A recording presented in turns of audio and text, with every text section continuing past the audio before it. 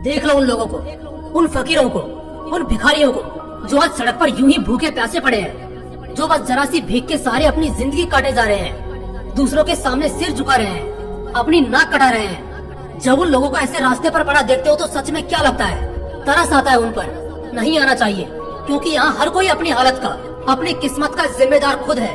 यहाँ हर किसी के पास हाथ है अपनी कहानी खुद लिखने को, हर किसी के पास मौका है अपनी किस्मत खुद आजमाने को। समाज ने बचपन से ही तुम्हारे दिमाग में एक लिमिट सेट कर रखी है, एक सीमा रेखा खींच रखी है, जिसके मुताबिक तुम कभी भी कुछ बड़ा करने से पहले कांपोगे। हर किसी के पास बेशुमार ताकत है, इतनी ताकत है कि शायद वो अंदाजा भी ना लगा पाए। इतना बल है कि वो किसी को भी हरा जाए, किसी के साथ भी निखर जाए और कहीं भी चमक जाए। लेकिन दिक्कत ये है कि लोगों को अपनी क्षमताओं का पता ही नहीं है। उन्हें अंदाजा भी नहीं है कि जो कुछ वो कर सकते हैं वो शायद किसी का बाप भी नहीं कर सकता। अपना वजूद इतना गिरा चुके हो, हिम्मत को इतना खोखला बना चुके हो कि अब तुम्हारे पास कोई दूसरा रास्ता ही नहीं जिंदगी के साथ समझौता करने के अलावा। लेकिन क्या इस गुलामी की जिंदगी के लिए 9 महीने अपनी माँ के पेट में जंग लड़कर आए हो? क्या गुलाम बनने के लिए तुम्हारे माँ बाप ने तुम्हें पाला है, तुम्हें संभाला है? क्या नौकर बनने के लिए तुम्हें यहाँ रखा है?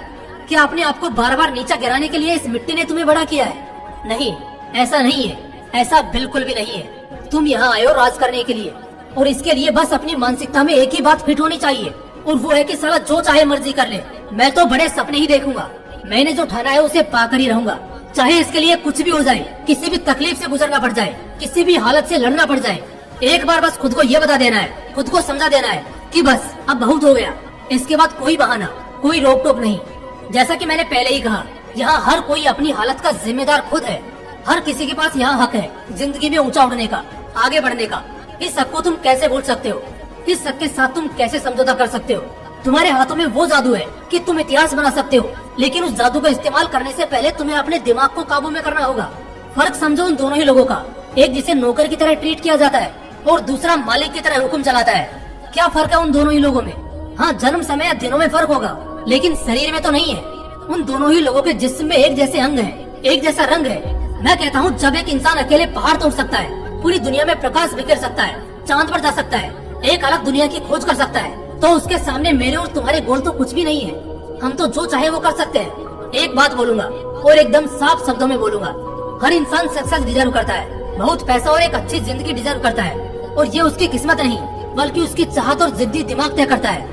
अगर आज तुम्हारे हाथ मेहनत करने को नहीं रुकेंगे तो कल पैसा गिनने में भी नहीं थकेंगे, और जिंदगी के असली मजे कुछ ऐसे ही मिलेंगे। हर इंसान के पास मौका होता है अपनी कहानी खुद लिखने का। इसके लिए पैसा, किसी और के सपोर्ट या किसी और पावर की जरूरत नहीं होती। ये तुम्हारे हाथों में होता है, सिर्फ और सिर्फ तुम्हारे ही हाथों में होता है। जब एक इंसान बच्चे के रूप में जन्म लेता है तो उसे माँ बाप पालते हैं, चलना सिखाते हैं, बोलना सिखाते हैं और इस दुनिया को टक्कर देने लायक बनाते हैं। और वो लड़का ऐसा बन भी जाता है, लेकिन जैसे ही वो थोड़ा समझदार होता है वो खुद को कष्ट देने से डरने लगता है, और यही चीज उसे दिन ब दिन कमजोर करने लगती है। और फिर वही लड़का ठीक से अपने आप को भी नहीं बचा सकता है। इसलिए तुमने भी महसूस किया होगा कि बचपन में कोई आराम नहीं करना पसंद करता, लेकिन जैसे ही थोड़ी जवानी चढ़ती है पता नहीं क्या हो जाता है, साला सिर्फ और सिर्फ आराम करने को ही दिल चाहता है। देखो दोस्त, इस दुनिया में बहुत से लोग आए जिनकी कहानी तुमने सुनी भी है, शायद कुछ ने देखी भी होगी, और आगे सदियों तक यही सिलसिला चलता भी रहेगा।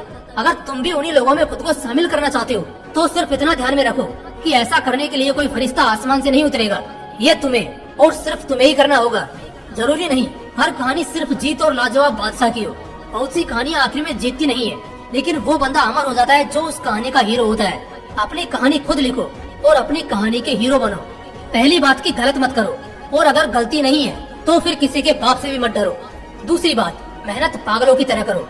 जो बंदा मेहनत करता है किस्मत भी उसी का साथ देती है। तीसरी बात, किसी की परवाह मत करो। जब तक किसी की परवाह में आंसू बहाते रहोगे, सोचते रहोगे, सिर्फ और सिर्फ दर्द में रहोगे, और घंटा किसी काम में मन नहीं लगेगा और कोई काम ढंग से नहीं होगा। लेकिन अगर इग्नोर करने लग जाते हो, लोगों के पीछे नहीं बल्कि अपने सपने के पीछे पागल बनते हो, तो वो लोग भी झक मारकर तुम्हारे पीछे आएंगे, और ऐसा करके तुम्हारी कहानी और पर्सनैलिटी दोनों ही दूसरे लोगों के लिए लाजवाब हो जाएंगी। तो इसलिए अपनी कहानी खुद लिखो, पूरे हक से, अपने दम पे। इंसान को अगर एक जिंदगी मिलती है और अगर वो अपनी उस एक जिंदगी में भी काबिल नहीं बन पाता है तो उसे दोबारा इस धरती पर जन्म लेने का कोई अधिकार नहीं है। जय हिंद, वंदे मातरम।